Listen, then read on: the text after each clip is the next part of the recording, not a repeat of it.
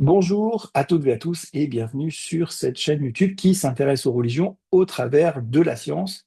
Qu'est-ce qu'a à dire la science à propos des religions? Quelles sont les données acquises de la science à propos de sujets religieux? Aujourd'hui, on va s'intéresser à un sujet très délicat, c'est le moins qu'on puisse dire. Il s'agit de la circoncision. Alors délicat parce que ça touche à une partie délicate de l'anatomie des hommes d'une part, mais aussi délicat socialement, sociétalement, puisque il y a des gens qui sont très attachés pour des raisons religieuses, notamment les juifs et les musulmans, et puis des gens qui sont drastiquement opposés à cette pratique. Et voilà l'argumentaire qu'on peut tout à fait entendre qui se tient sur le plan logique, qui est de dire, ben voilà, des pauvres enfants qui sont en parfaite santé, on va leur retirer un morceau de peau sur un endroit qui est particulièrement sensible, alors qu'ils ne peuvent pas donner un consentement éclairé, et encore une fois, qu'ils sont en parfaite santé. Au nom de quel obscurantisme religieux peut-on autoriser, les États peuvent-ils autoriser ou peut-être même tolérer, qui sait, cette pratique barbare en fait, hein. Puisque, bah, pour rappel, il n'est toujours pas possible de prouver l'existence de Dieu et a fortiori de prouver la véracité de telle ou telle religion. Donc, bah, ça reste des croyances, hein. Donc, au nom de quelle folie on peut, au nom d'une croyance, autoriser ou accepter ou tolérer que des parents mutilent un enfant qui n'a pas de maladie et qui n'a rien demandé. C'est un raisonnement qu'on peut et qu'on doit entendre, euh, et qu'il ne s'agit pas de juger. Simplement, souvent, les personnes qui donnent cet argument, eh bien, sont des gens qui se réclament plutôt de la science ou de l'esprit critique. Et donc, c'est important de pouvoir apporter des éléments scientifiques valables à ce sujet. Il se trouve que la circoncision étant vieille comme le monde, j'exagère bien sûr, et pratiquée en grande quantité, eh bien, les données ne manquent pas puisque les scientifiques s'intéressent bien sûr à ce sujet et se sont intéressés à ce sujet. Et donc, on a une quantité considérable d'articles scientifiques qui ont été faits et de plutôt de bonne qualité. Et on a bien sûr des revues de la littérature avec des méta-analyses, c'est-à-dire compilation d'articles considérés comme cohérents entre eux et de suffisamment bonne qualité pour en tirer des conclusions qui, alors rien n'est jamais définitif en science, mais qui sont très, très, très solides et qui font autorité, en tout cas pour les gens qui sont sceptiques et qui sont des scientifiques. Alors regardons ça ensemble avec le premier article. Voilà, donc c'est, comme je vous disais, une revue de la littérature avec une méta-analyse. Ici, on s'intéresse au HPV, au virus le papillomavirus, qui est un virus fréquent, potentiellement grave pour la personne contaminée et pour la personne qui sera contaminée, puisque s'il s'agit d'un virus sexuellement transmissible.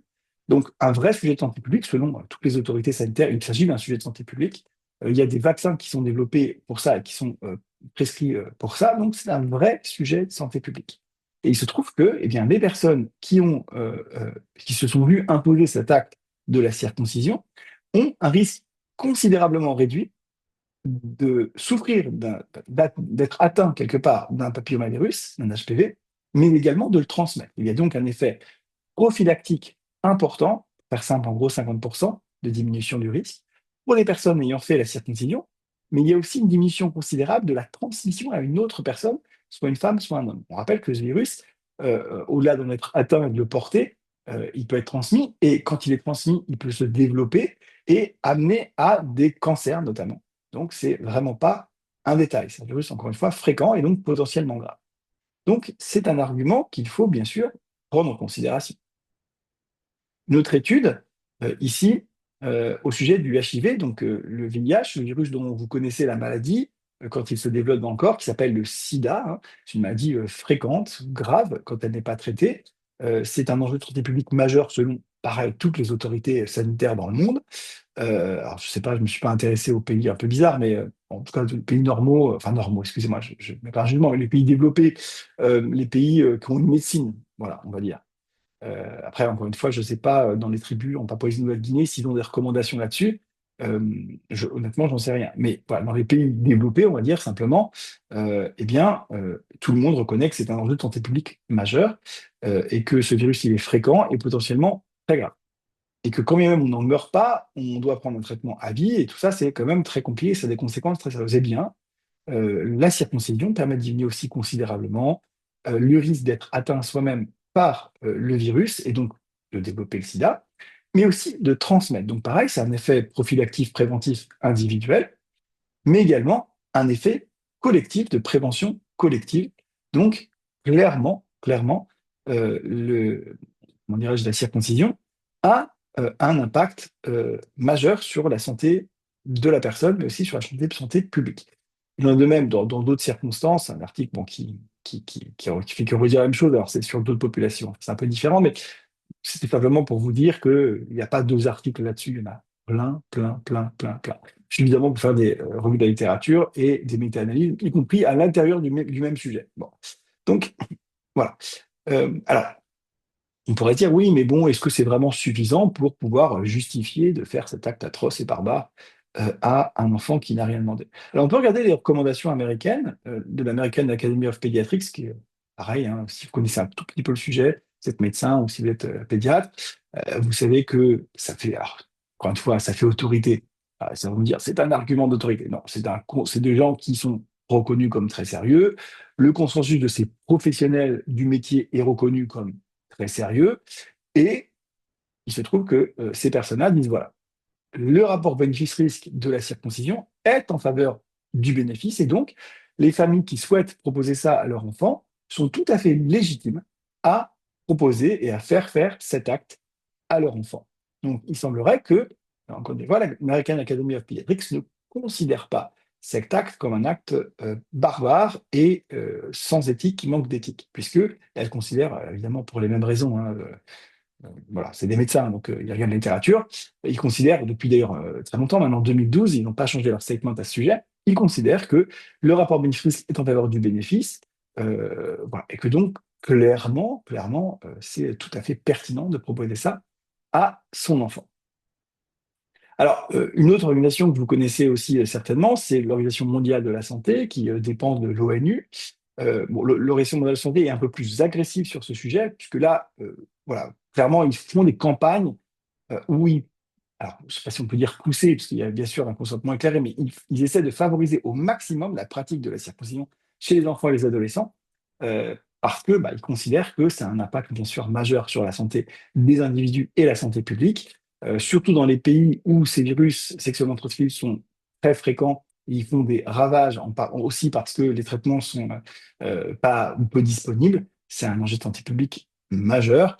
Et il est voilà, évident pour l'ONU et pour comment dirais-je, comment dirais-je, l'Organisation mondiale de la santé de recommander ce type de pratique qu'elle considère manifestement comme suffisamment éthique, tout comme l'Académie de pédiatrie, et encore une fois, à tout âge, y compris tout petit, y compris quand l'enfant n'est pas capable de donner un consentement éclairé.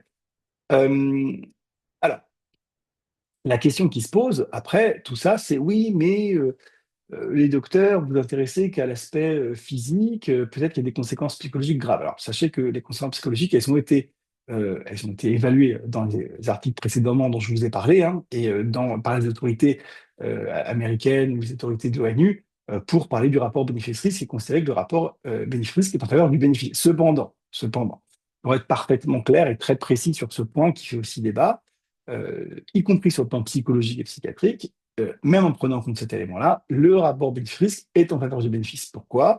Parce que les risques psychologiques sont faibles. Encore une fois, personne ne dit que les risques médicaux et psychologiques n'existent pas. Il ne s'agit pas de dire ça, mais statistiquement, ils sont suffisamment rares et suffisamment peu graves en proportion, encore une fois en proportion, pour considérer que le rapport bénéfice-risque est très clairement en faveur du bénéfice de pratiquer la circoncision. Voilà. Il arrive bien sûr que des gens aient des effets secondaires de la chirurgie, il arrive bien sûr que des gens aient des effets psychologiques secondaires de cette chirurgie, mais, mais globalement, et c'est pareil pour tout, hein, pour les médicaments et les vaccins, mais globalement, clairement et de manière importante, avec une taille d'effet très importante, le rapport bénéfice-risque de la circoncision est en faveur du bénéfice.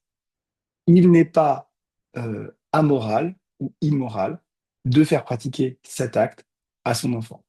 Et toute personne qui est sensible à l'esprit critique et à la science, et qui n'est pas dans un dogme anti-religieux fanatique, comme ça peut arriver malheureusement jusqu'à certains qui font des attentats, eh bien, devrait pouvoir reconnaître que même si on n'aime pas trop ça parce que c'est un truc de religieux, et ces gens-là, bon, ils font beaucoup de mal, ils sont pas clairs, ils sont je sais pas quoi, ils sont je sais pas quoi. Bah, sur la circoncision, non, c'est pas un acte barbare qu'ils font subir à leur enfant et c'est peut-être même plutôt, encore une fois, si les parents ont été bien informés, plutôt une bonne idée puisque le rapport bénéfice-risque est en faveur du bénéfice. Ça ne veut pas dire que tout le monde doit le faire, ça ne veut pas dire qu'il faut inciter les gens à le faire comme le fait l'ONU absolument partout dans le monde. Ça veut simplement dire que les gens qui le font ne sont pas les monstres que certains pourraient croire. Voilà. Écoutez, j'espère que ça vous a intéressé. N'oubliez pas de vous abonner, de mettre bien toutes les notifications sur la petite cloche quand vous vous abonnez, et de partager et de commenter. Je vous dis à très bientôt dans une prochaine vidéo.